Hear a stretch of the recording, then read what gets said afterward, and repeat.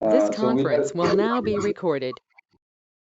yeah. So we'll have just a recap of what we have done or see last time.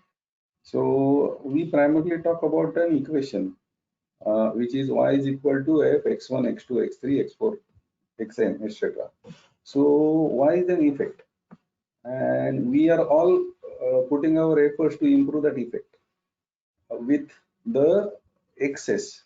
So x1, x2, x3, x4, xn are the potential x's, and from those potential x's, we give our best shot. We identify all the reasons and then screen them based on the data and tools to arrive at the vital axis, and we only work on the vital axis. That is what is define phase is. Then we talked about the defined defect definition of an y, and is my measurement system capable for detecting the change in the y. That is very important. And if suppose I have a variation in my measurement system, there is no point in going for a process improvement. So I have to set right my measurement system first. And once I set my measurement system right, then actually I will work on the process variation. And that is how we thought about it. Then we had a potential access. So various ways to identify potential access. We looked at the basic QC tools, that is 7 QC tools. The 95% of the problems get solved by that. But unless you use one of the tool, you generally don't go for an advanced tools. So then we look after an FMEA. So failure mode effect analysis, where we rated the effect on scale of 1 to 10, and then occurrence and detectability, and we treated high RPN number scores as in my vital axis, or based on the severity, which is more than 8 or more than 7 as per the organization's decision. Then we also looked at the correlation analysis, that is generally often used in continuous process industry, because in that case your y and x both are continuous. So we always try to identify what is the correlation in that. So what my y is changing, my temperature is fluctuating, but why is my temperature is fluctuating? Because of which x? That we always try to correlate in a continuous industry. So being a chemical engineer, this tool, correlation coefficient tool, is going to be very important for you throughout your life. Then we converted that concept into a number called correlation coefficient. So we said the correlation coefficient will always have a value from -1 to +1. If it is -1, it indicates a perfect negative relationship. Means if y increases, x will decrease, or if we decrease x, y will increase. And then we saw about the positive relationship. Means if I increase x, my y will increase. If I reduce my x, y will reduce. That is how we did it. And then now we are in the second phase, where we are actually looking for an hypothesis testing. So we talked about the hypothesis testing.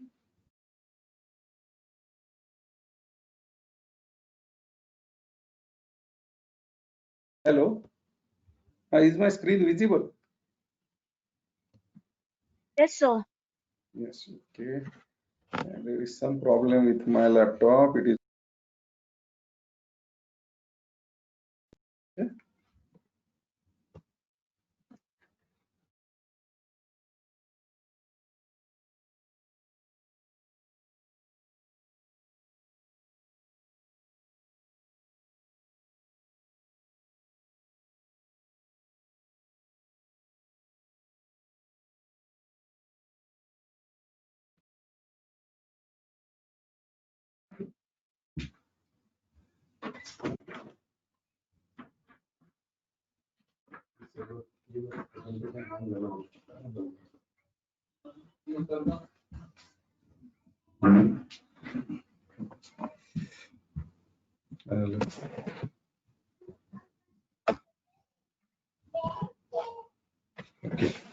Okay. Okay.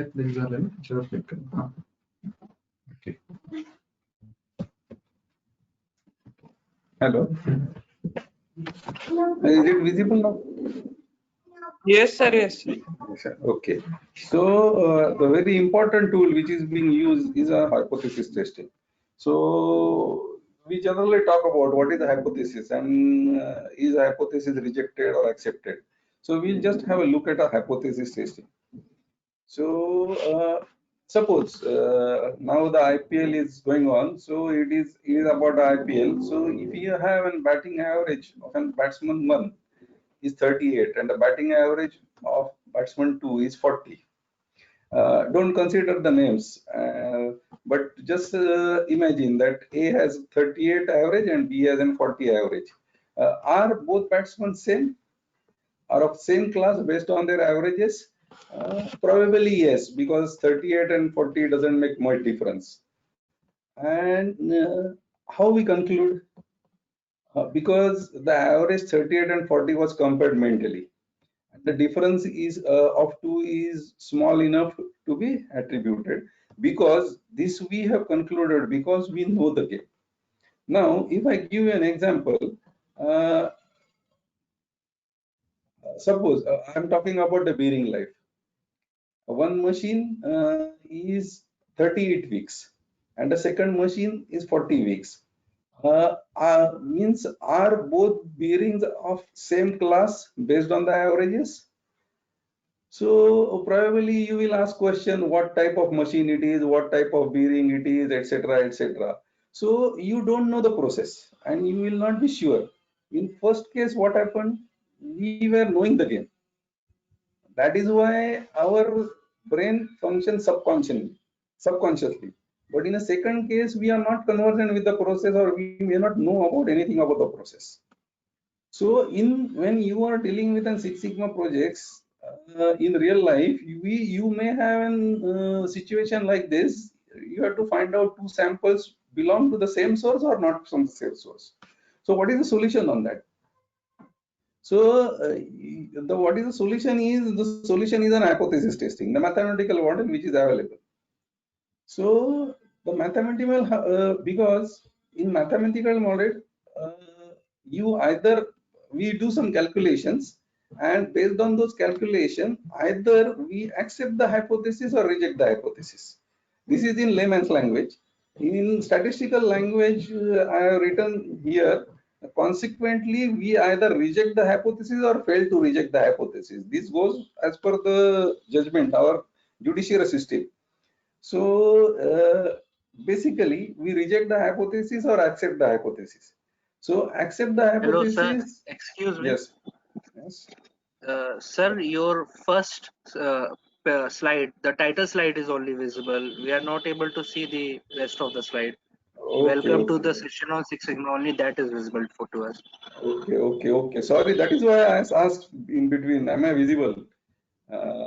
So. It's visible, sir, but only the first slide. What do you do? I think. Minute.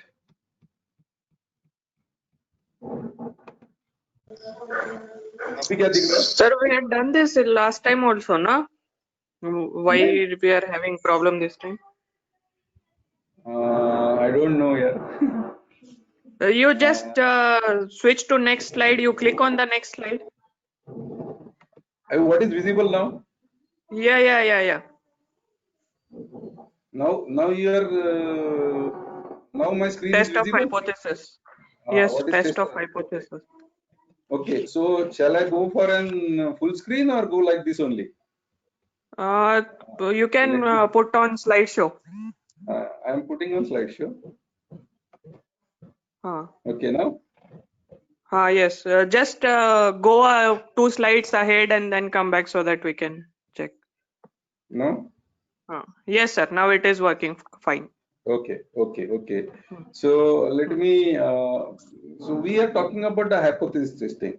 So why we generally do a hypothesis testing? Basically, a hypothesis testing is being done to differentiate two things.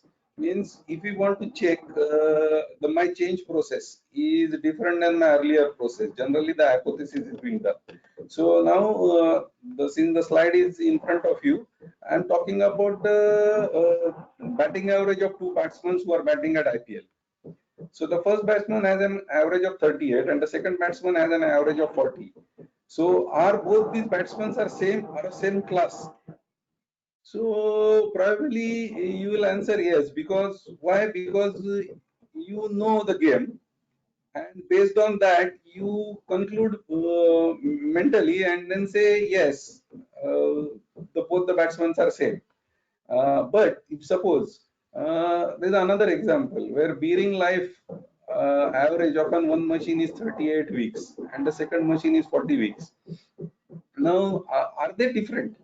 So that is what I want to find out. Now, earlier case also the numbers were 38 and 40, but here the 38 and 40 I cannot able to say anything because I am not sure. I don't know which type of machine it is, which type of bearing it is, which type of usage it is. So, what is the solution on this? The solution is in the hypothesis testing. The first case I was able to draw some conclusion because I know the game.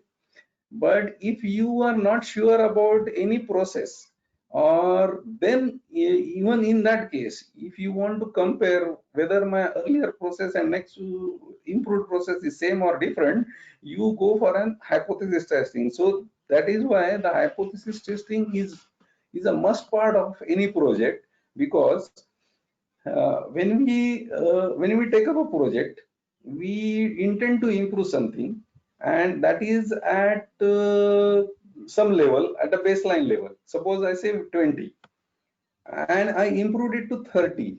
So the first question or basic question, have I improved it statistically? So the hypothesis testing give me a result that I have improved the process statistically. That means my process is going to be a permanent change. And that is what is one of the very important point which is stressed in Six Sigma, that we are looking for a permanent change. So we don't want to go by an averages, but we want consistency in the process so that the capability of the process goes up. So how the hypothesis testing of hypothesis goes? So the testing of hypothesis means actually either we reject the hypothesis or fail to reject the hypothesis. That is what is the statistical language is. But to understand you in an easier way, we accept the hypothesis or reject the hypothesis. So there are two types of hypothesis. We call it as a null hypothesis and alternative hypothesis. So how the process goes? Generally, when we do something or we have an hypothesis, or null hypothesis says the status quo in the process, and the alternative hypothesis is what is your intent is for checking this. Suppose let us take an example of a batsman. So in batsman's case, I have an average of 38 and 40. So what is my null hypothesis? That I will say that both the batsmen are not different. They are often same caliber or same category. So if I want to check that somebody among them is different, my alternative hypothesis is, are they different? So when I am going for a process change, at the end of the project, what is my intention is that my process should change. So I want to check that from a process. So I say my alternative hypothesis is my production increase, is my quality increase, is my bearing life increase, or whatever intended is. So is that different from my earlier status quo? So generally when we are going for checking a hypothesis, we say that the null hypothesis is status quo. There is no correlation. So if you look at the previous slides, what we discussed in correlation analysis, so there were 15 parameters. Out of 15 parameters, we talked about a bromine index example, and there were 15 examples. Out of those 15, there were 5 only significant based on the p-value. So p-value less than 0.05 were considered as significant. So what is my null hypothesis there? that there is no relationship between them, between my y and x. Now, what is my alternative hypothesis? I want to check whether there is a relationship. So generally, alternative hypothesis is stated first, and then the null hypothesis comes. So practically, theoretically, it is right that we have to state our null hypothesis, that is what is the status quo in the process, and alternative hypothesis is what I want to check. Suppose IPL का example ले रहे हैं हम लोग. We are looking at an example of a IPL. So is Rohit Sharma and Virat Kohli are of same standard? So my alternative hypothesis is what I intend to check. They are different. Means somebody among them is better. Okay. So my alternative hypothesis become, are they different? So my null hypothesis become, no, they are of the same same status or same level, etc., etc. So that is how the comparison is being done of two data sets. That is what is hypothesis testing, and based on that we conclude that he is better. Earlier during our era, is Sachin Tendulkar better than Brian Lara, etc., wasn't generally considered. So this is how hypothesis, and this is must be for your project. Whenever you complete your project, you have to prove by hypothesis testing that my change process is different than my earlier process. That is why always I stress upon when we were talking about the charter that it may not happen that you have achieved the target. You are not still exposed to the industrial atmosphere, but if I look at my industry atmosphere where my champions are always will give me an always stretch target, so it may happen that you are not able to achieve the target, but you have climbed 2 steps. That is what is important, and those climbed 2 steps means you are on the 4th step, and that is different than your 2nd step. That is what is proved by an hypothesis testing. So whenever you complete your project, it is very important to prove that your change y is different than earlier y. And also this hypothesis testing is generally also used in statistical tool, as I said, in correlation analysis. So we always we looked at the p-values. So when the p-value is less than 5, we say that my alternative hypothesis is true, means the process is changed, or in that case we say that there is a significant relationship between y and x's. Okay, so that is how the hypothesis testing is very important. Now just look at an example. There are 2 vendors for bearing.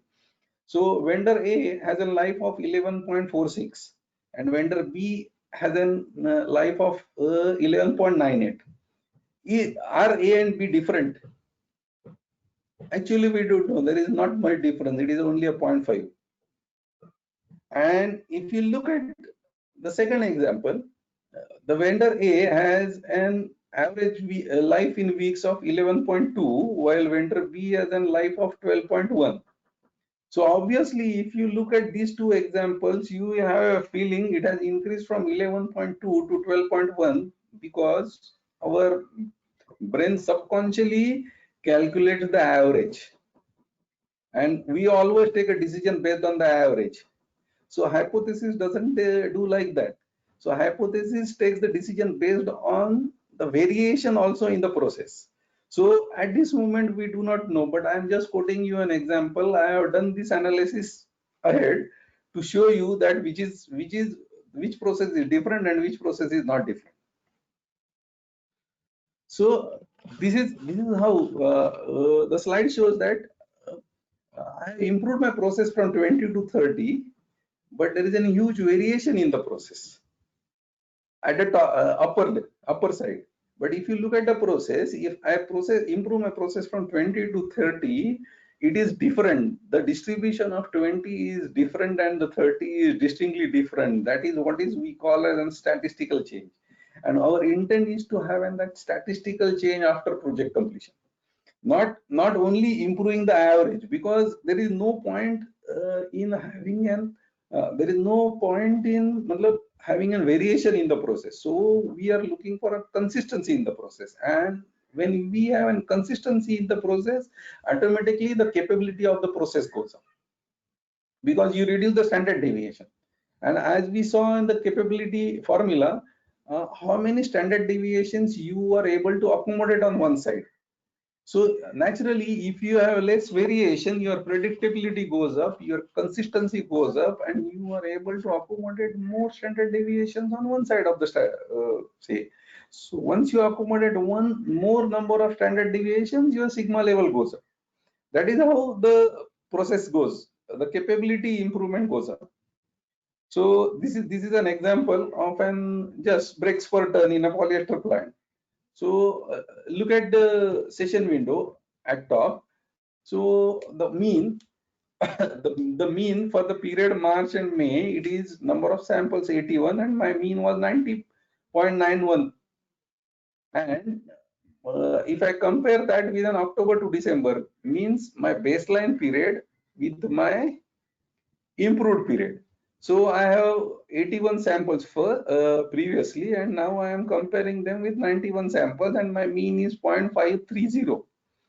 Now, how will you come to know this? If you run the hypothesis testing 2 sample t-test, your p-value is showing 0.000.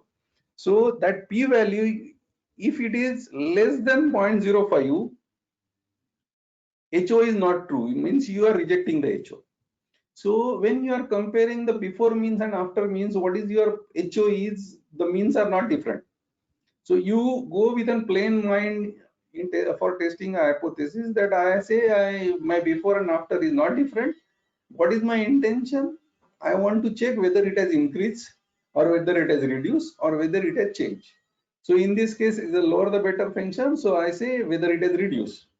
So I compare that data and my p-value is less than 0.05. Don't go into the calculation how the p-value comes. It is very complicated. But as a manager or decision maker, you must understand what is the significance of an p-value. So if my p-value is less than 0.05, the processes are different. That is what is meant. So in this case, my earlier process and my next process or change process is different. So what I want to do at the end of the project, I want to prove that my change process is different than my earlier process. So what is my intention? It also depends on the intention. I want to reduce that. So I have reduced it statistically. So you can see also the box plots on your screen where you can see the difference. The earlier my variation in the process has now reduced and my average has also come down. But again, box plot is an pictorial view. It will not give any conclusion based on the numbers. So if you run a two sample t-test in hypothesis testing, the p-value will give you a direct conclusion. If the p-value is less than 0.05, that means your alternative hypothesis is true. And if p-value is more than 0.05, that means your null hypothesis is true. That means your process has not changed. It is that way clear.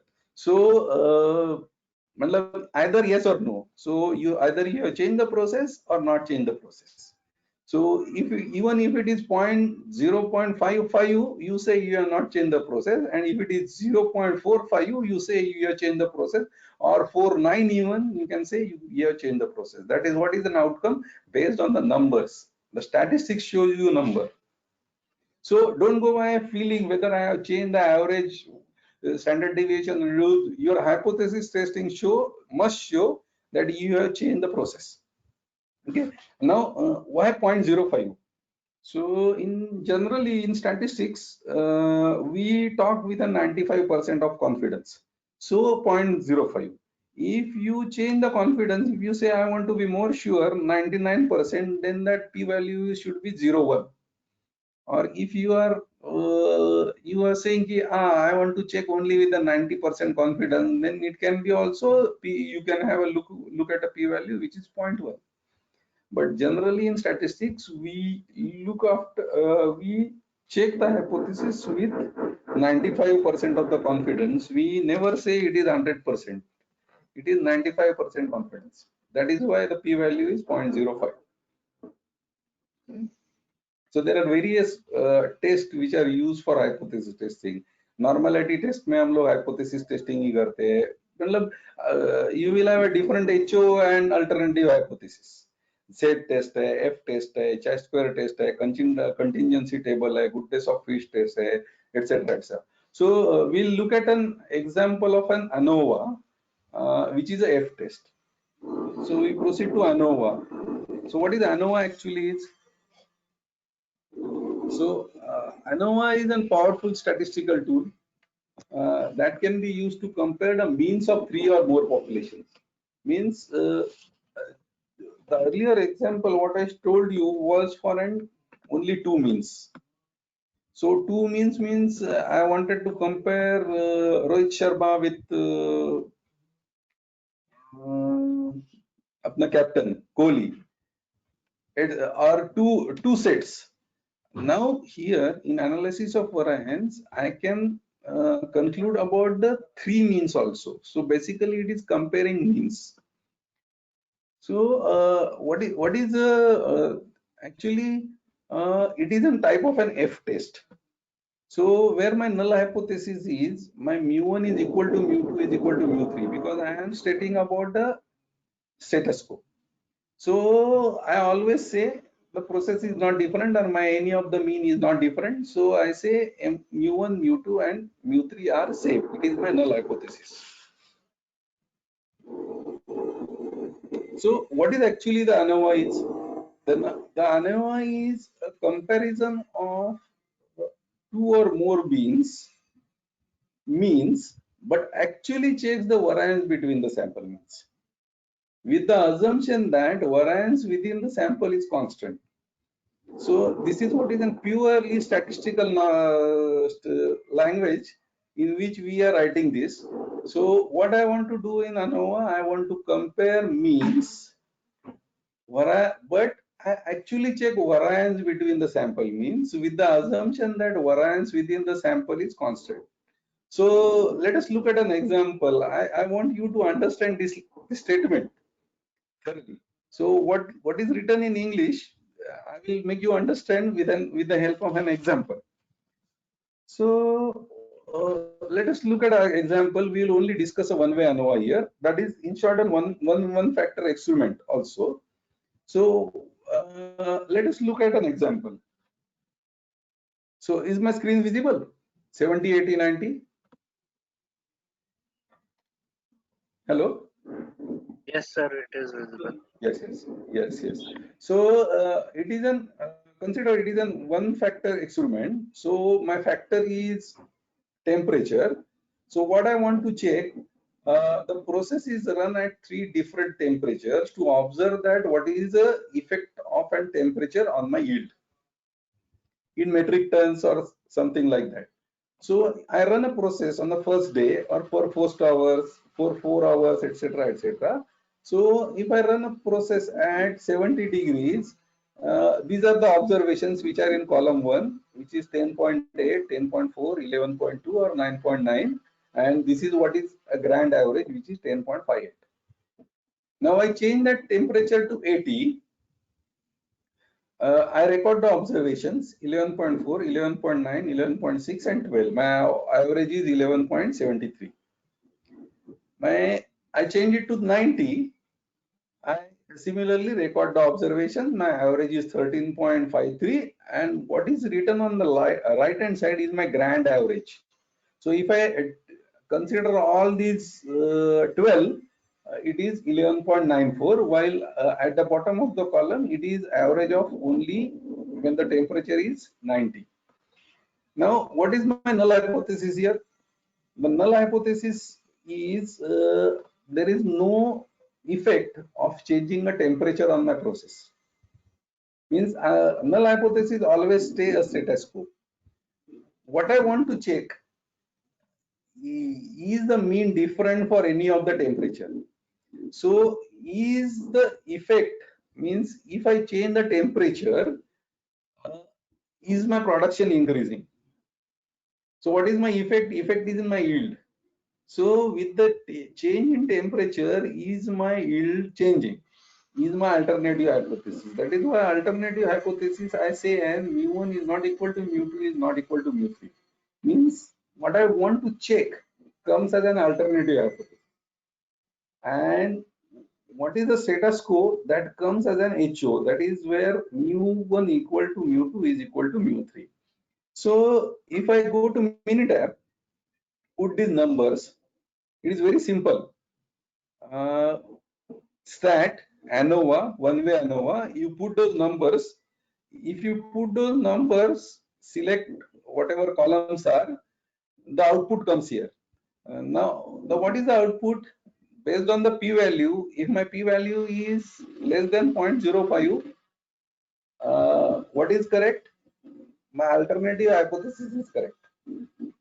So it is so simple, but I will explain you how the process goes. Okay, with the value calculation. I will not go into the details of the p-value calculation because they are complicated. The output comes. Managers are supposed to take a decision based on the p-value. So they may not understand how this p has come. But if the p is less than 0.05, that means alternative hypothesis is true. If p is more than 0.05, my null hypothesis is true. That is what is the conclusion of this ANOVA tool. So let us understand how these SAS, MAS, F, all those comes up. So we move ahead. So this is how we'll develop a table. You see a table in front of you. That is one-way ANOVA 70, 80, 90. So we'll develop a table. So I have observations. Now come to the first column. We say the degrees of freedom. So what is the degrees of freedom mean? How many number of total observations I have? So I have total 12 number of observations. So 12 minus 1 is 11. So how degrees of freedom are generally said in a simple terms. Suppose I give you an equation: x plus y plus z is equal to 100.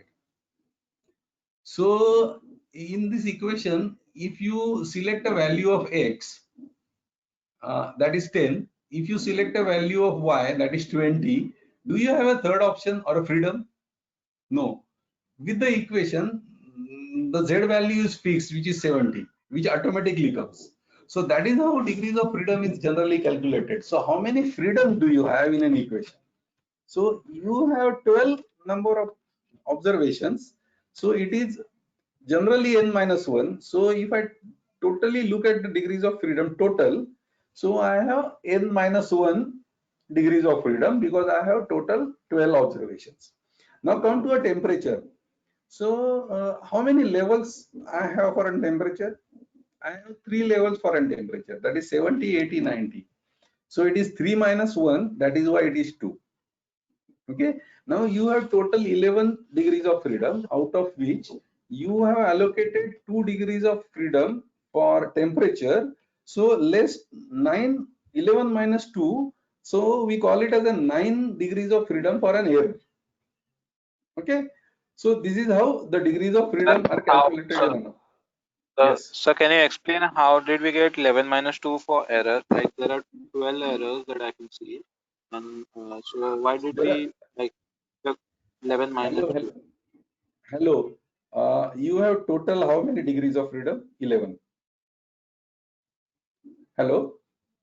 You have total 11, 12 minus 1. Out of those 11, you have allocated 2 for a temperature. So what remains is 9. So we are allocating 9 to the error. So let us come to the sum of squares. You will understand it better how the degrees of freedom 9 has come and 3.34 has come. So if we go to the second step, it is called as a sum of squares. So what is sum of squares? When I say sum of square, I calculate a distance from all the data points. Okay, so I had 12 data points, and what was my grand average? My grand average was 11.94. So I calculate distance from all the data points to the center line. That is what is called as a total sum of squares. Now, if you look at this table, I have all the observations in column 1, and then I have grand mean also in column 2, and to sum up means minus and plus I have made it square, so I have difference square. So sometimes it may minus, sometimes it will be plus, so I sum up that, my sum of square comes to 21.03. Is it clear? Which was there in automatic calculations from Minitab. So I'm just trying to explain the 2 slides back. There is a number which is called 21.09 sum of square total. Now, how that 21.03 has come? It is an actual distance between each and every data point with a grand average. Okay. So my total sum of square is 21.03. Now, the next is I want to understand what difference does my change in temperature makes. So I call it as a sum of squares temperature. So what I do, I have an average for when it was at 70, I have an average when it is at 80, and I have an average when it is at 90. So what I try to do, I try to find out the difference when the average is average of 70 with my grand average. Okay, so I compare 10.58 with 11.94. Now, if you recall the definition of ANOVA, it compares means, but actually compares the variation in the process with the assumption that my within variation is constant. So what is my assumption here? I am assuming that what variation I have between 70, 80 and 90 is same. And then with that concept, I just average it out. What is for 70, what is for 80, and what is for 90. Now on your screen, you can say there is, at 80 there is less variation, but at 70 and 90 there is a higher variation. But I assume this is what is an ANOVA tool is. So the ANOVA says that I compare means, but actually compare the variation in the process. So actually mean compare नहीं किया, उसने variation compare किया. He compare the variation in the process with the assumption that variation between the process is same. Okay, so that is how it goes up. Then if we go next, so just the effect of a temperature, look at the lower table. So when my temperature was at 70, my average was 10.58. I compare that 10.58 with 11.94, and I have 4 observations. So multiplying it by 4, so my the value becomes 7.3. If I sum up that, my variation or my sum of square comes to be 17.68. Now, so just look at the data. I have mentioned, I think 6.68 instead of that 6.9. Okay, so just again look at the tables. So what does the table say? The first column is degrees of freedom, second column is sum of squares total. So when I calculating a total, I am calculating the variation with all the points. That comes 21.09. Now when I calculating sum of squares temperature, I am averaging it out to 70, 80 and 90. Okay, so what I believe, that out of my 2109, my 1769 is an explained variation by change in temperature. Okay, because I calculated number that way. Now if I out of 21.03, my 17.69 goes for a temperature variation, then what else is my error is. So 21.09 minus 17.69 goes for an error. So which is not understood by me. So there will be always variation in the process. You will not have a perfect every time 2.3 or 2.3. So 2 plus 2 becomes 4 in theoretical process. But if you look at 2 plus 2 is 4, sometimes it is 1.9, sometimes it is 2.2, and we say that the average is 2. Now, if that variation is more, your allocation to the error will be more, and your then your model will not be consistent and will not give you a p-value of less than 0.05. So are you able to understand what is sum of squares, total, temperature, and error? Column 2. Hello.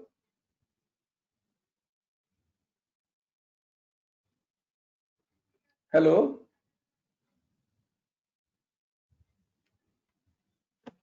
Hello. Yes, sir. Yes, sir. Hello. Okay. Hello. Hello. Okay. Hello. So yes. Hello.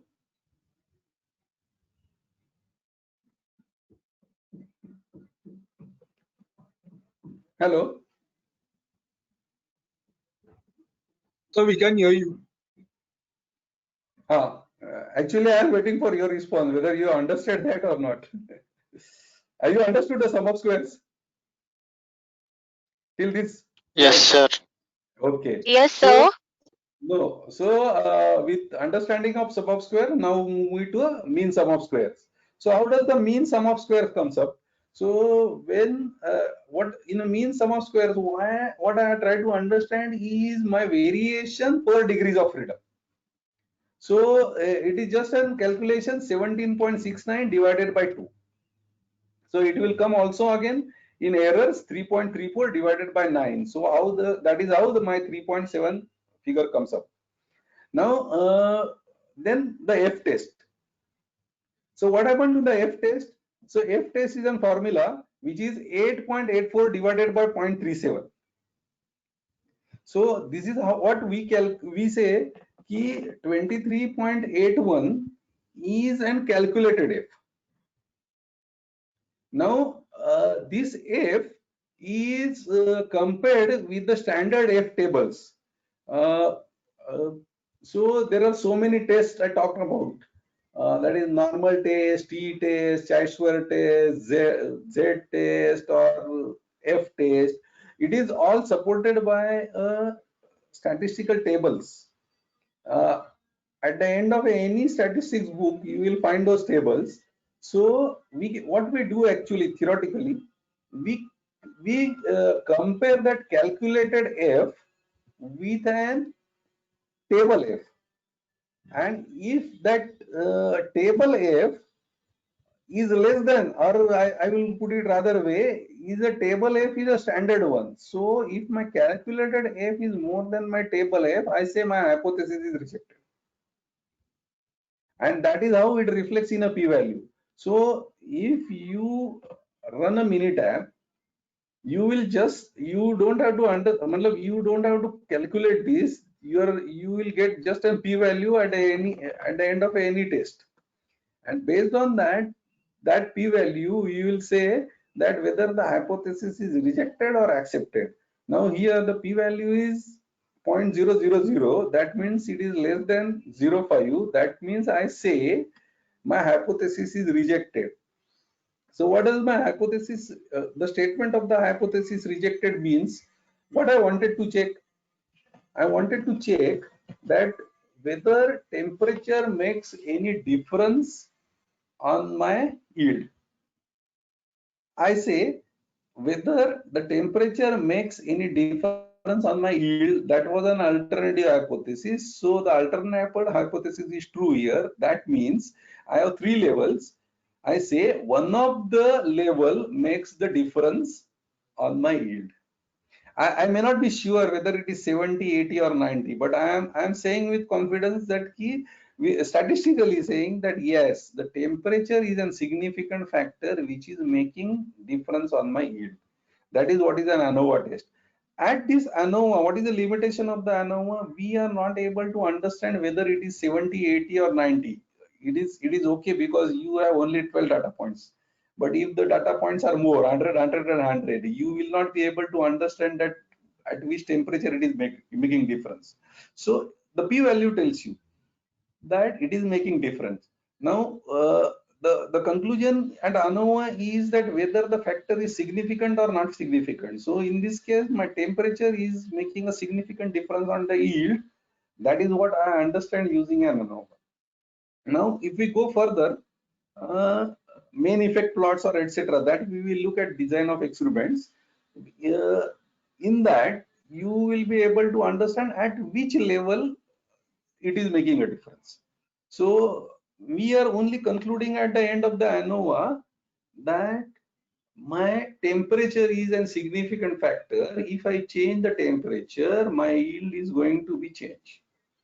That is what is a statistical inference or a practical inference from this ANOVA table. So that is how it comes up. So if you look at the slide in front of you, so p-value is less than 0.05. That means it is making a difference. So my temperature is significant. Now come down to an R square. We discussed about the R square that day. Yes, last time. So what is total variation in the process?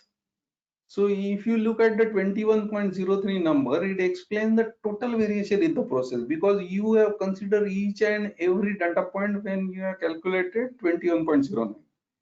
Now, out of which, how much is explained by a temperature?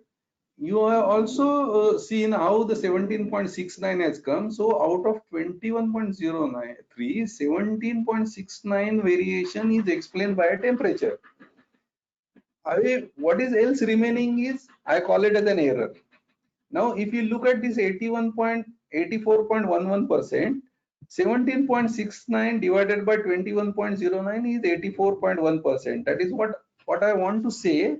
My explained variation in the process is 84%. Now, indirectly, it also gives you a reliability of your process. So, authenticity to your observation in the process. If my R square is more than 6, more than 0.6, more than 60%, I consider that as a good R square, and means if I deploy that model, if I, practically speaking, if I really change the temperature, my yield is going to change. Definitely, that is what is the conclusion from R square. So it is not only important that you should look at the p-value, correlation coefficient, but when you are looking at a regression equation, it is also important that what is R square, means what is the reliability of the model. Okay, with this, move ahead. So this is how I am also giving you a formula how the R square and R square adjusted is calculated. There is a difference between R square and R square adjusted. When I am calculating R square adjusted, I am also considering the degrees of freedom. Means I am calculating R square adjusted using per degrees of freedom, or rather when I am calculating R square, I am only considering the sum of squares, but when I am calculating R square adjusted, I am looking for a mean sum of squares also. So if I look at that, there should not be much difference between, again, when I confidently say that my process is changed or process is different, or I say temperature is making a difference, there is one factor that my p-value is less than 0.05. That clearly tells me that yes, at one of the level my temperature makes the difference on the yield. Second, what is the R square? So R square has to be at least more than 60%. And the third point is there has to be a minimum difference, only 4 to 5% difference between R and R square adjusted. If the difference is also more, the reliability of the model, you have to check 3 things to say that my model is reliable. Okay. So the next is how we calculate R square and R square adjusted.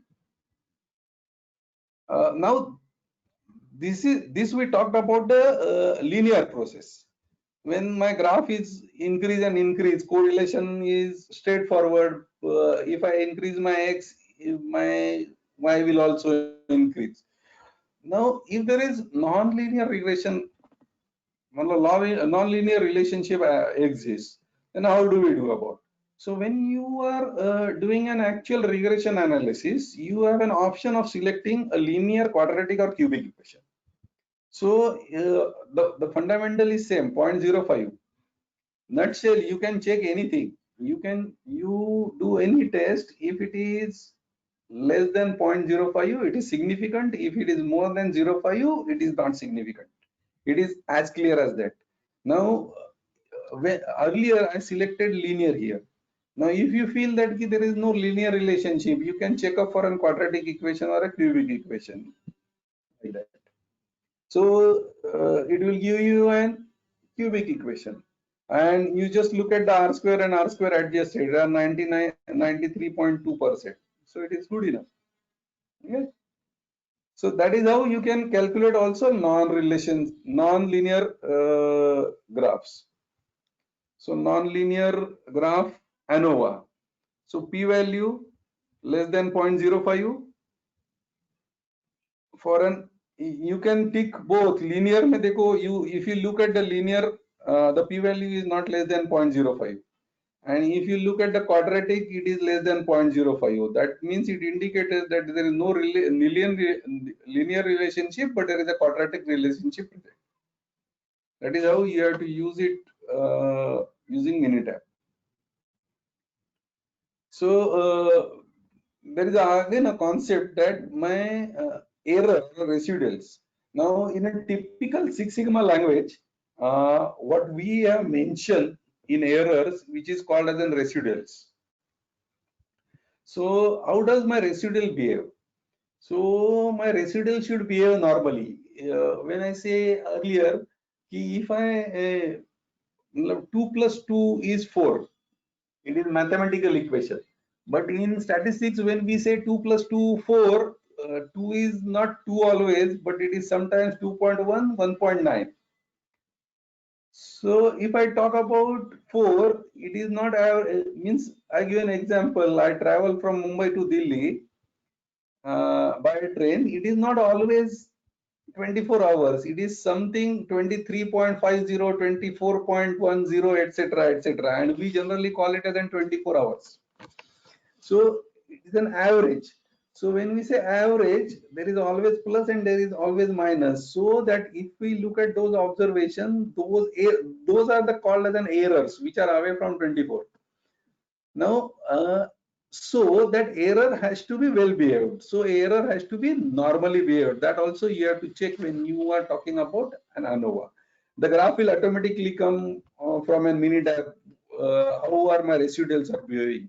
Residuals are nothing but your errors, and you expect always that error to be behaving normally. So this was about continuous discrete data, or even continuous data. You can use ANOVA. The next type is your dependent variable is discrete, means your y is discrete and your independent variables are continuous. Now we'll look at that. There are three types: binary, nominal, or ordinal regression. I will just explain you what is binary. Binary means yes or no. Nominal means good, better, best are the two categories, nominal and ordinal. But we look at a binary logistic regression where you say the event is yes or no. So let us take an example of a basketball. So in basketball, I'm looking for a response. What is the response? The ball goes in the basket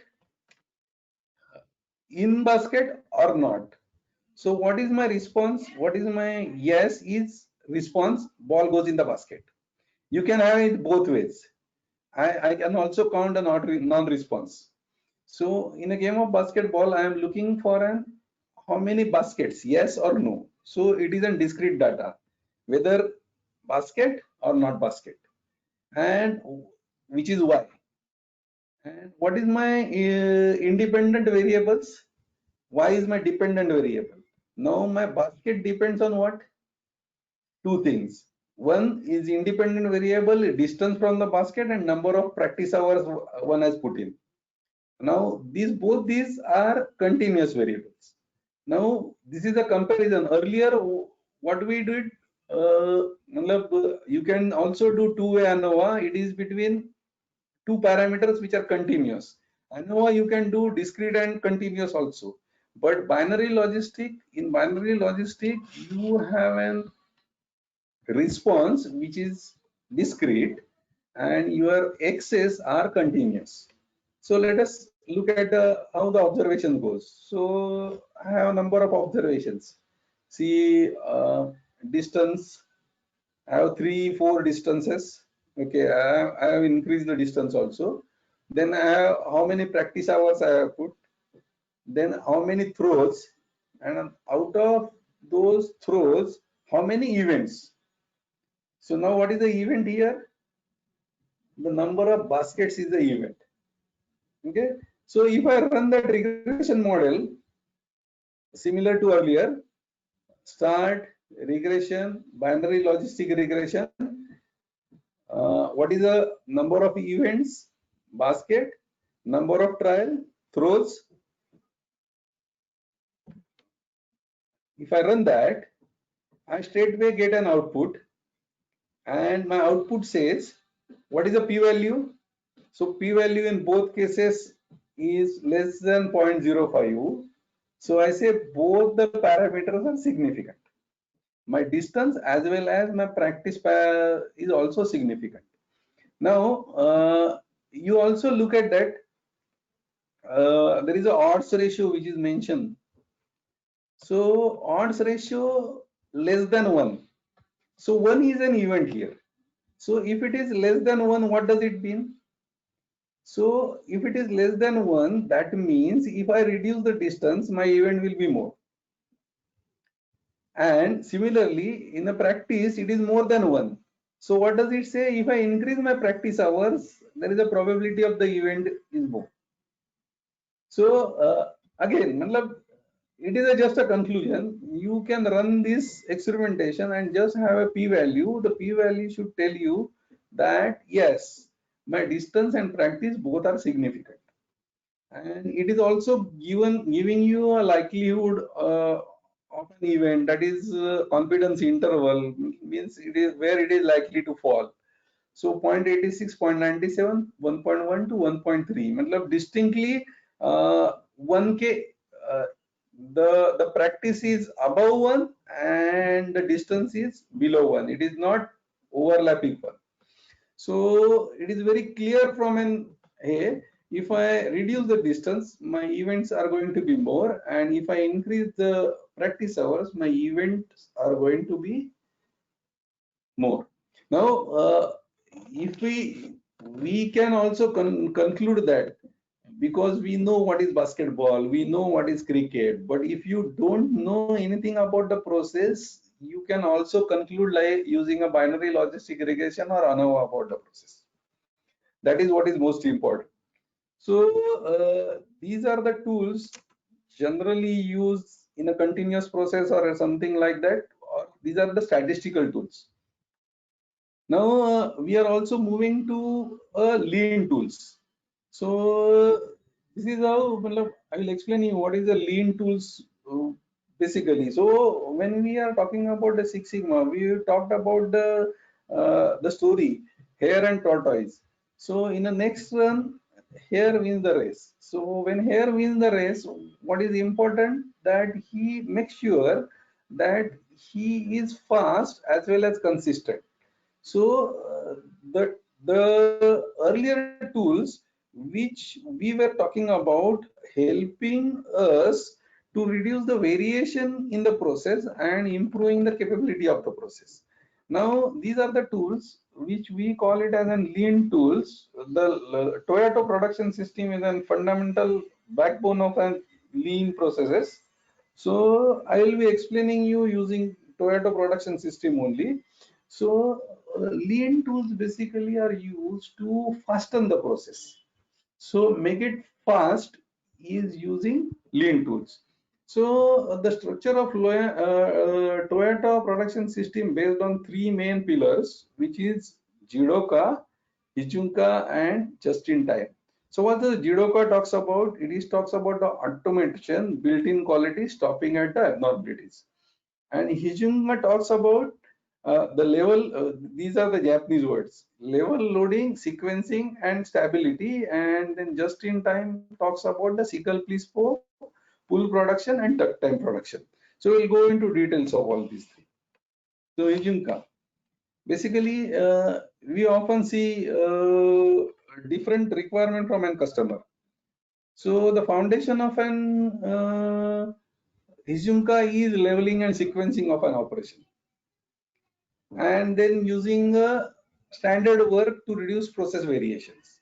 So Izunka basically is leveling and sequencing of an operation in such a way so you have a continuous production and continuous flow. Then the Jidoka is basically autonomously stopping the process. Now, generally it is said about the Toyota manufacturing process or Toyota process that every workman at the shop floor is empowered to stop the process. So why he will stop the process? If he feels there is some problem in the process at his workstation, he will stop the process. Now, traditionally, it doesn't happen like this in India. Tu tera kaam karna, you do your job, yaar. Why you are coming here? Like that mentality we have in India, but the Japanese, it is a way of thinking. It is a different way of thinking. So they have empowered their shop floor employees to stop the process and not continue with the mistakes in the process. That is what is Jidoka. And the third is just in time. So everything is available just in time. So there is huge waste or huge money which is blocked in inventories. So just in time is a concept based on this. If you look at the Maruti Suzuki model in Himachal Pradesh, so you will find, or a Japanese model anywhere, you will find all the vendors. Basically, Maruti Suzuki produces different types of cars. So all the vendors, those who are supplying different parts, bushes or bearings, etc., they have set up their plants just within a 10-kilometer circumference is from the Maruti Suzuki plant, only because the concept of an just in time. So the company doesn't maintain their inventory himself, but the vendor maintain the inventory at the Maruti workshop. That is what is just in time. I get in just in time. So I get it whenever it is required. So if my shelf is getting emptied, just the information flows to the vendor who is just 3-4 kilometers away, and he just picks up and delivers you within few minutes or hours. That is what is the concept of a just in time. Now there are a lot of advantages in just in time because you don't have to build up an inventory for the items. Your money doesn't get locked up for an inventory. Is an huge saving because business is always on a cash flow. So the cash flow, jitna aapka just in time is effective, your cash flow blocked is minimum. And if your cash flow blocked is minimum, you are recovering that money fast. So even in Japan, they track the cycle time when I put in the money in the business and when my money comes back. So they also calculate the cycle time when I put up my money and when my money came back. So that is how the total Toyota production system has been designed, so that they have a minimum inventory, and they also apply just-in-time concept for their customers so that they produce only based on the orders. It is not like that they keep on producing some model or something like that. So they produce only with the pull in the model, and that is why the concept which is very important is single minute exchange of tie. Now suppose Maruti or Toyota wants to change up the model. There are so many models which has come up now. Now, if they want to change over from one model to the another, their exchange time should be minimum. That is what is a single minute exchange of die. So they have done lot of studies in this, then how to do an internal setup, external setup. So maximum work is done at an external setup and minimum work is done at the internal setup. When you will also go in the industries, you look at many products like LLDP, LDP, which are typical chemical products, polypropylene. We also change the grades. Now there is a huge losses while we change the grades. So if we minimize those losses, but that goes as in quality. Here, here the loss is in a production. So if you are taking longer time in changing the model, then your productivity is lost. You don't produce anything during that period. So single minute exchange of die is very important. How frequently I am able to change my model from one to another. Okay, so a perfect methodology they have set up. Internal setups, what can be done in internal setups, what can be done in external setups. So we should be, actually they call it as a single minute, but it is not single minute exactly, it is single digit. So it should maximum take 9 minutes, not more than that. So it is single digit exchange of die. So you should be able to change any model of Maruti from this one to that one, Alto to higher end model or something like that within 9 minutes. That is what is the story of a single minute exchange of die. So basically,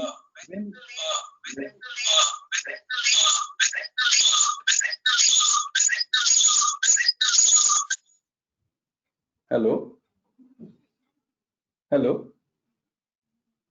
So basically, when we talk about the lean tools, primarily we talk about the waste in the process. So there are 7 types of process which are primarily being talked.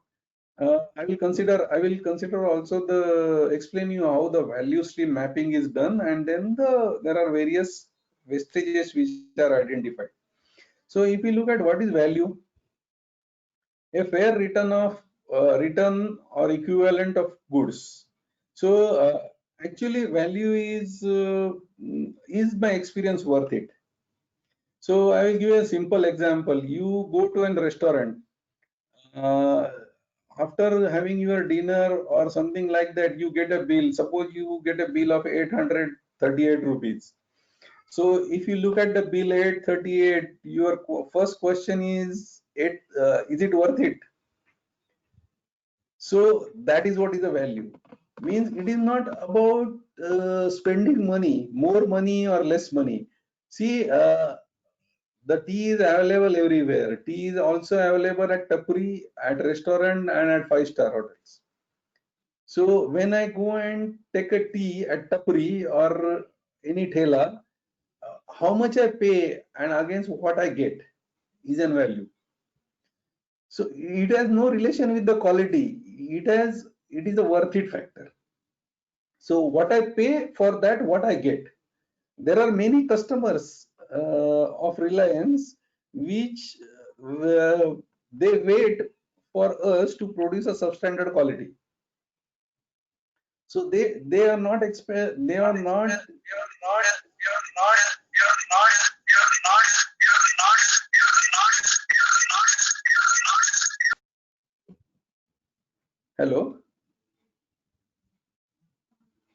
hello, am I audible? Yes, sir. Yes, sir, you are audible. Yes. Some sound came in, that is why I ask you. So there are many customers, they wait for us to produce a substandard quality, and when they take up substandard quality, especially in the region of Bhiwandi, there are many customers, they wait only for and wait for producing us to produce substandard quality, and they grab that. So what I get against what I pay is an value. Okay, so it is important that whether the work is value added or non-value added, that is what is being done. In Japan, they have a theory. or rather they say if somebody comes to the job, he either adds value or produce waste.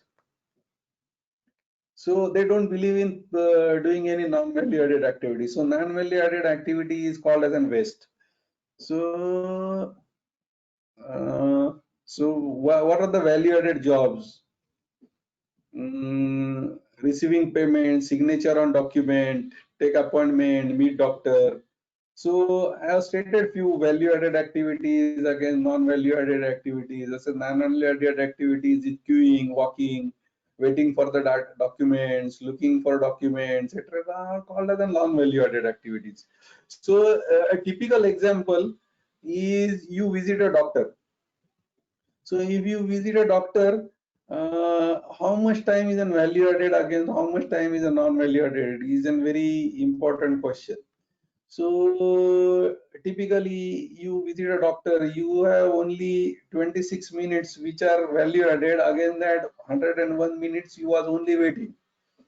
So when we do a value stream analysis, we try to find out what is the value added times, what is the ratio, value added time out of my total time. So here it is just coming 20%, 0.2, etc.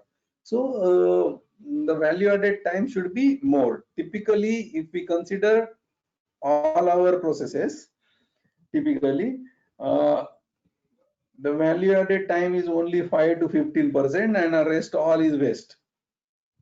So as you increase your value added time, rather say you remove non-value added activities, your effectiveness in the process comes up. Yeah. So that is how we have to do it. We have to do it using value stream mapping. So there is a different 5 steps in value stream mapping. So define value. It is how we have done earlier. Define what is the problem.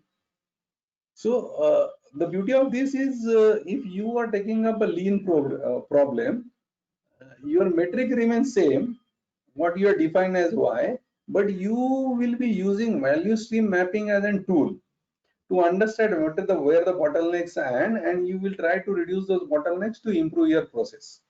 So define customer needs. What are the customer needs? Quality, schedule, target, cost, etc. The two next step are most important, as is process and to be process. So what we have done, we have also looked at it as one of the tool, and when we were looking at it as one of the tool, what we said, we have only mapped the process physically, that what next comes, what are the inputs to the process.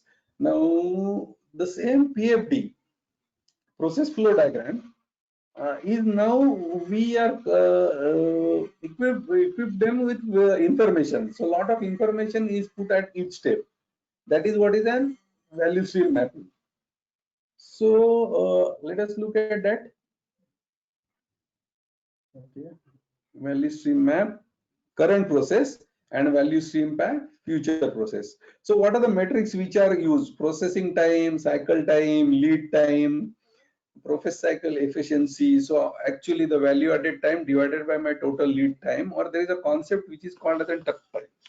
So what is a tuck time? Tuck time is what is needed by a customer or what is needed by a next process.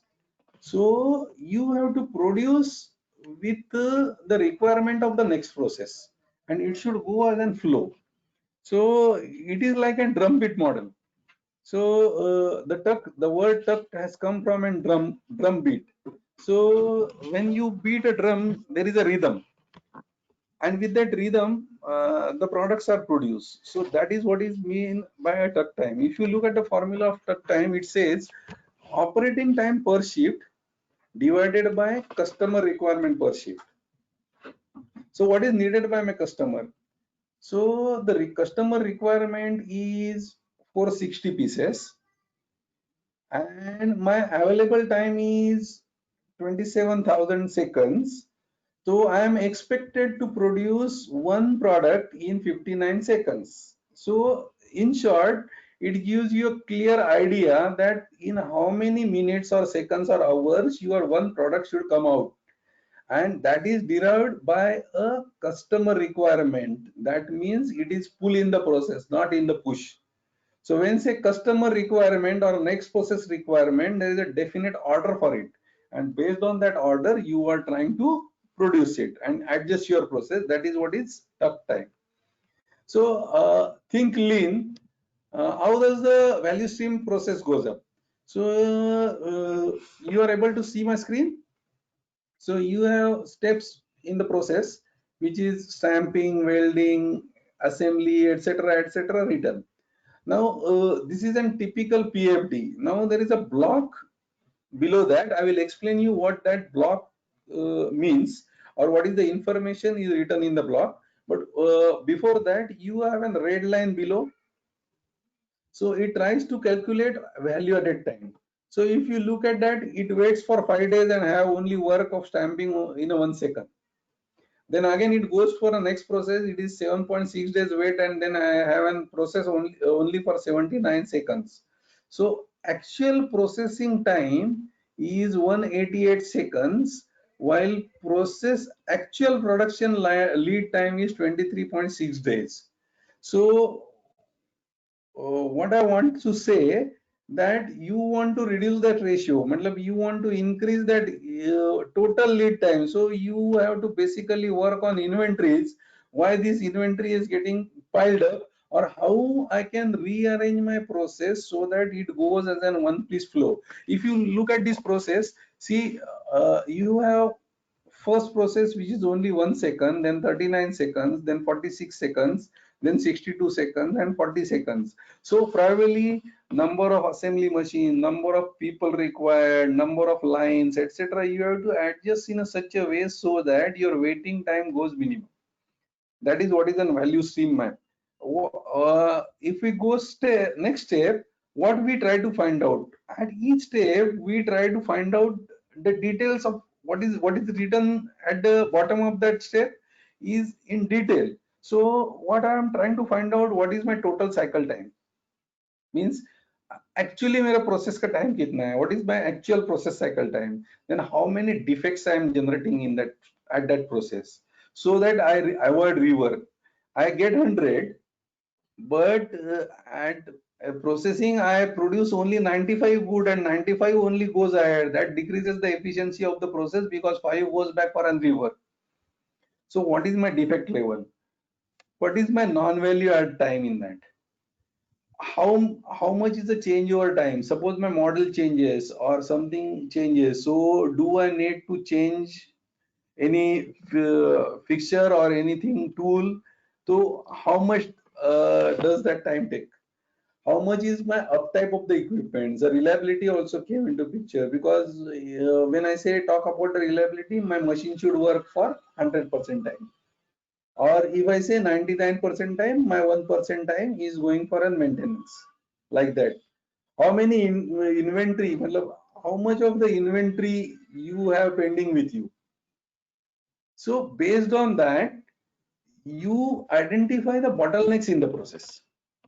At which process is a problematic process, so that if I smoothen that, my overall productivity will go on and my production lead time will decrease.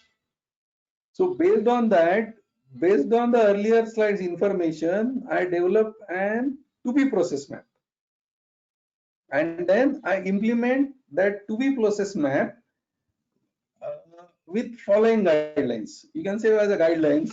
So this is typical transactional process or any assembly line process, etc. So hello. Okay. So can I combine the process? Can I simplify the process? Can I have a new technology at the step? Can I change our authority level? Sometimes it will be required to inspect by a senior person. The senior person will come and then the process will move. Can I eliminate the step? Or broadly, if you ask these 10 questions at each step, you will come out with a development in your process. So the idea of whole value stream mapping is, and understanding the number is to, based on as is process, you are trying to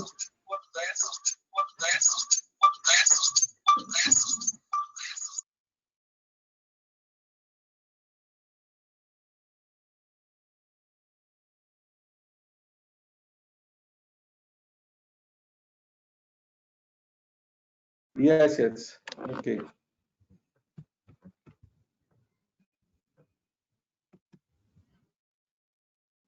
Hello, am I audible? So if you ask all these 10 questions at each step, rearranging a sequence of work steps, rearranging the physical location, changing work method, changing type of equipment, redesign forms, improving the operator training, improving the supervision, etc., you come out with an to be process. And you implement that to be process. This is what is the guidelines for an to be process: simplify, combine, add, rearrange, and eliminate. We call it as a scare. And creating a new process, again there are 10 points: review as is process, brainstorm on issues, how we are doing today, possible solution, generate ideas, change in thinking.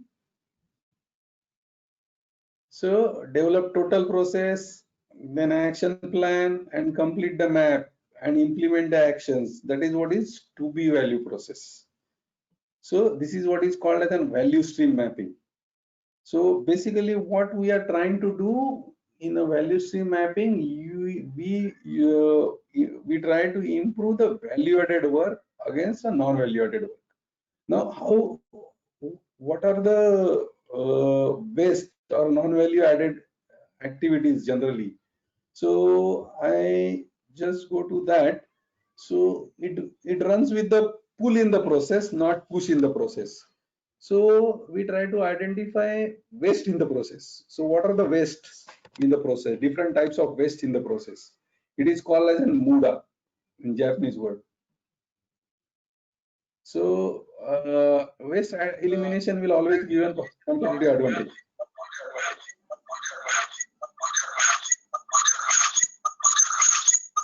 Hello.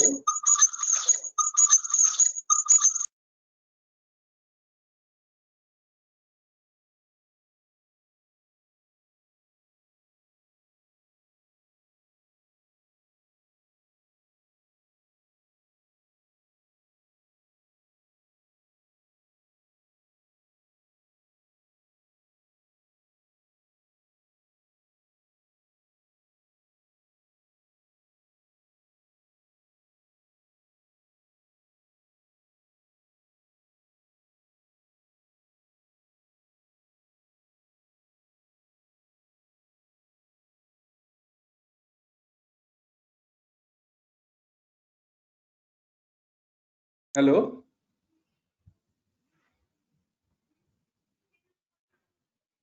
Hello. So we can hear you. Yeah, okay. I don't know how it is automatically going to mute.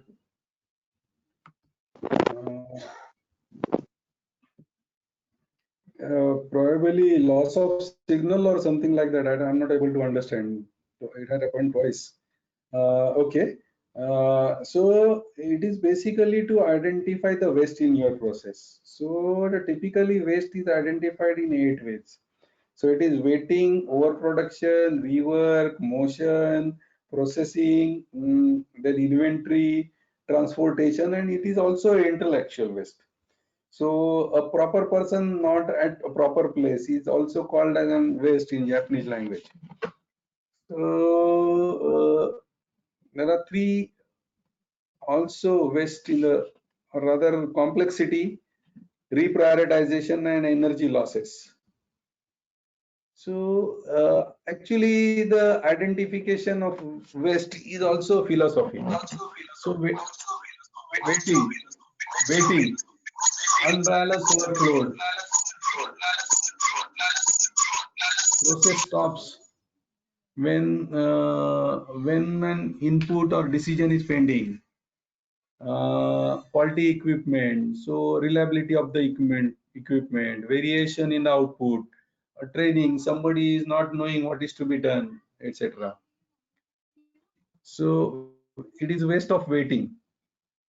Person waiting for a machine, machine waiting for a person, lack of number of equipment breakdown, all these waiting for approval is a waste of waiting. Then next is overproduction. So I am producing which is not processable by next process.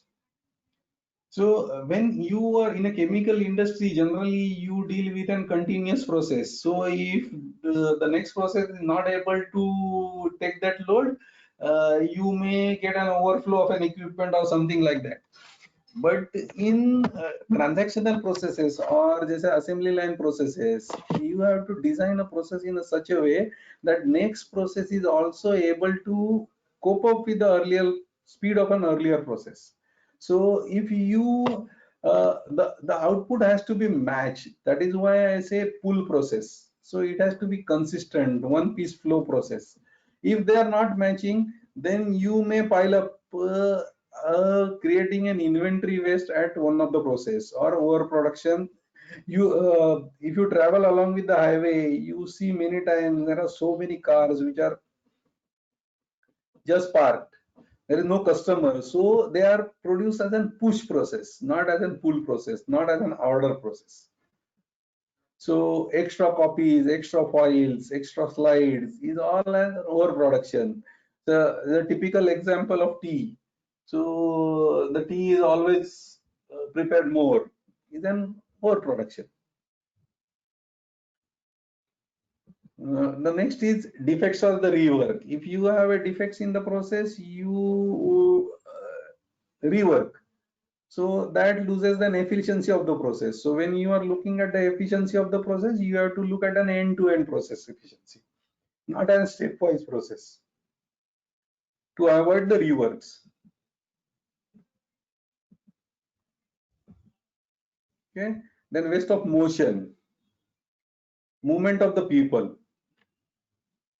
Means any work, when you are doing any work, you have to bend, you have to pull from the height, etc., etc. It is called waste of a motion.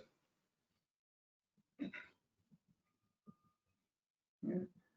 Then processing, over processing is also just in case I need some forms. So you see a typical example, it is raining heavily, still he is watering the plants. So it is overproducing, too much conscious, maker checker, 3 times it is checked. Like that, it is called as over processing.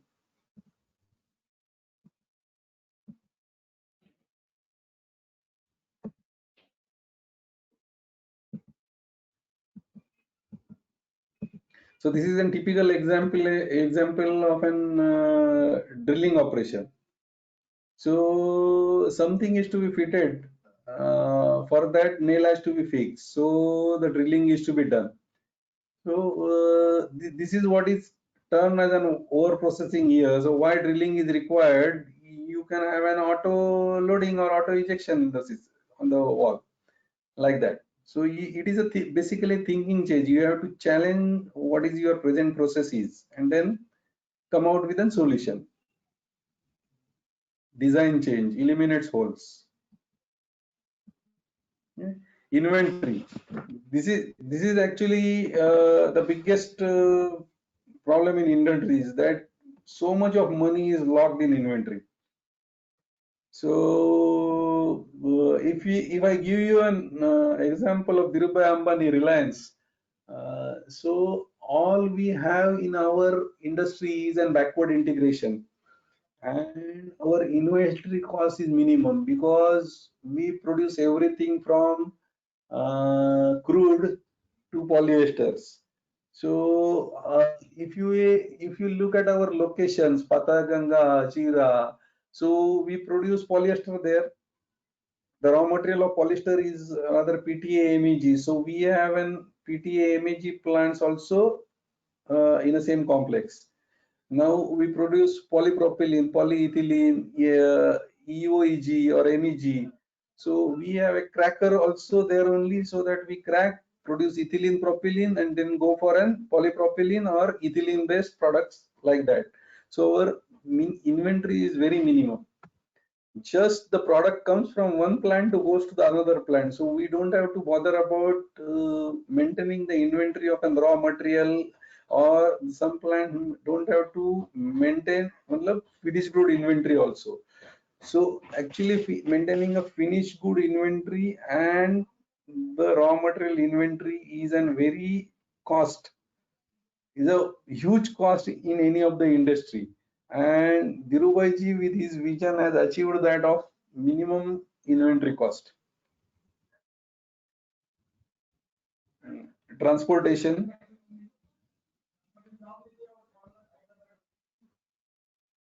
So minimum transportation.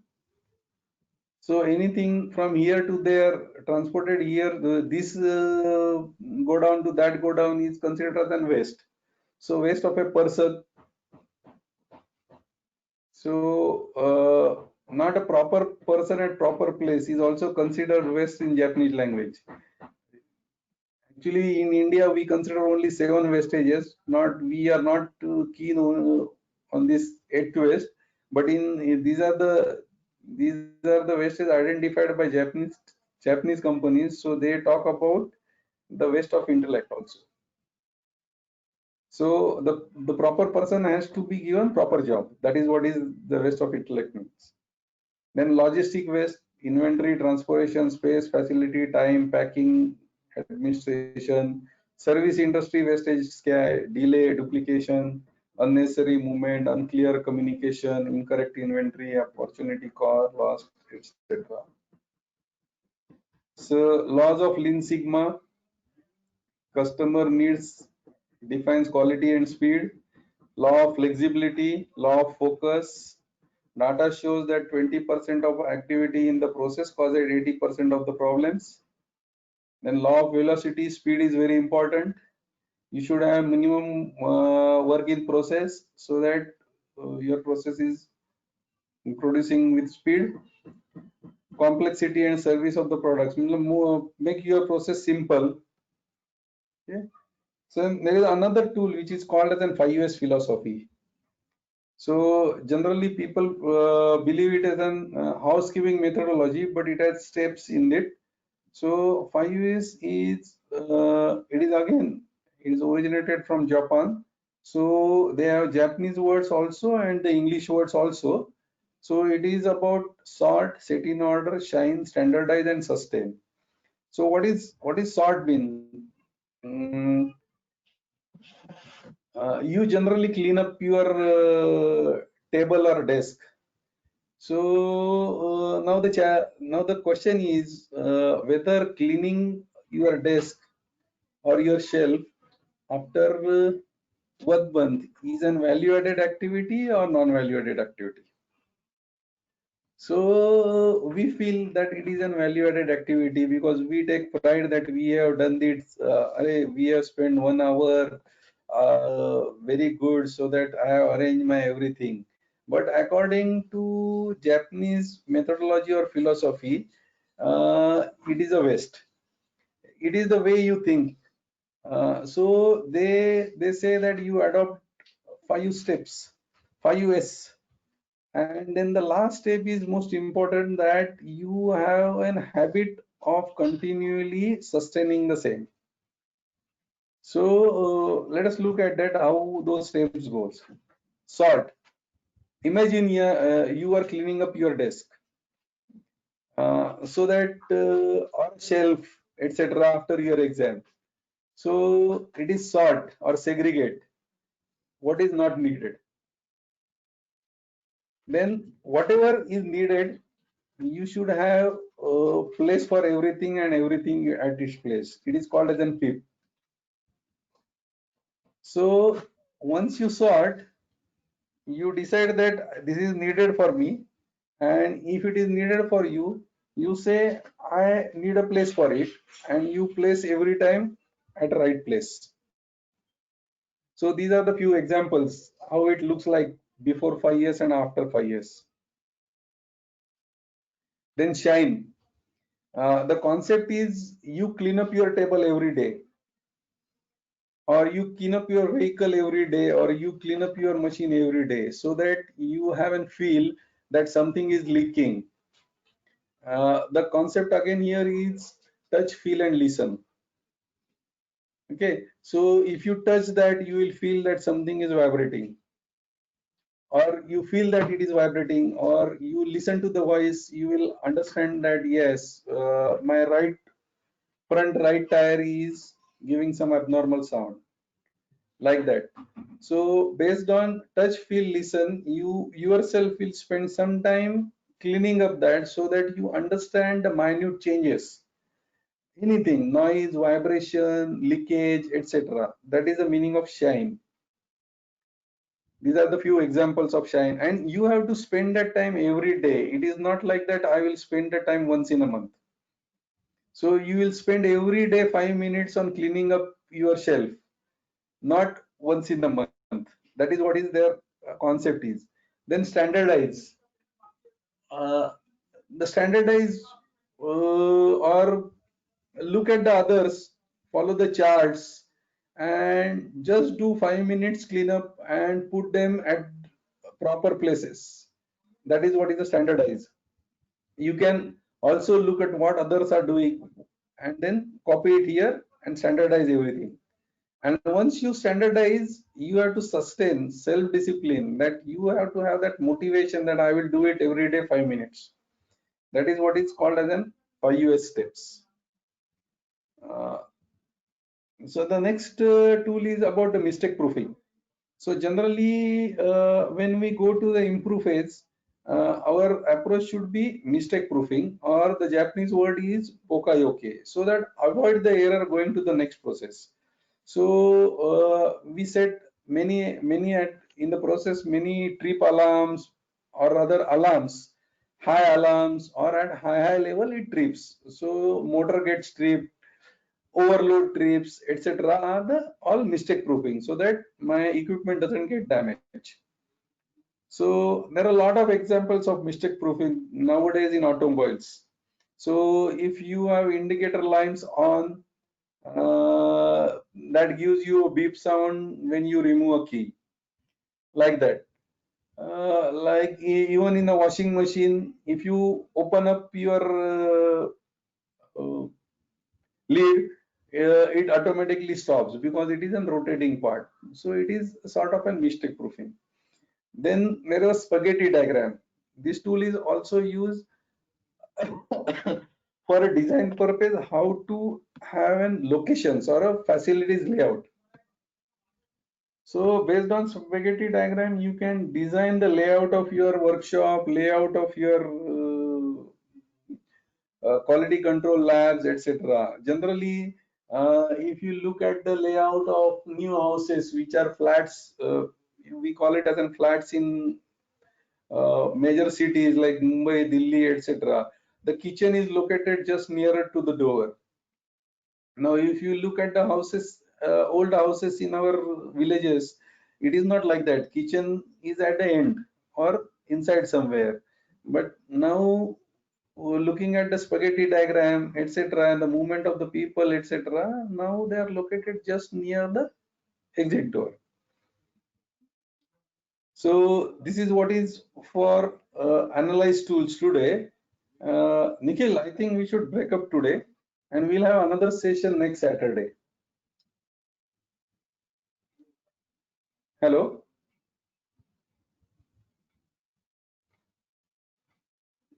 Hello.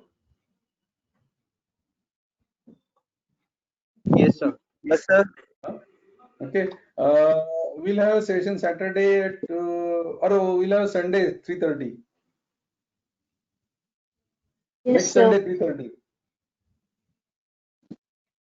What will be okay with you? Hello. Hello. Sir, are you Hello. saying Yes, sir. about tomorrow? Huh? Are you saying about tomorrow or the next Sunday that No, follows, sir? next week. Next week, Okay, sir. sir. Okay, next week is fine. Huh?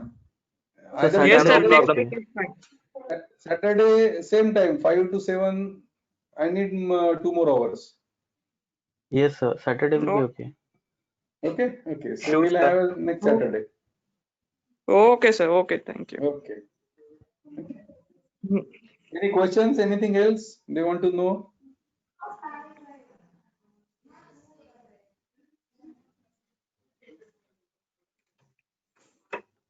Yes, anybody has any doubts?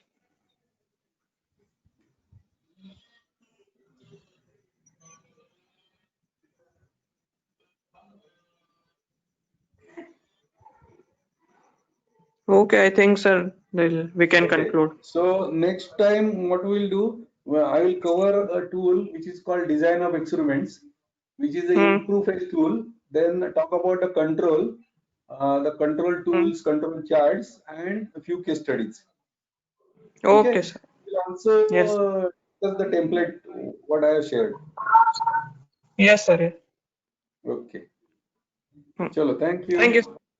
Thank you. Thank Thank you, sir. Thank you, sir. you.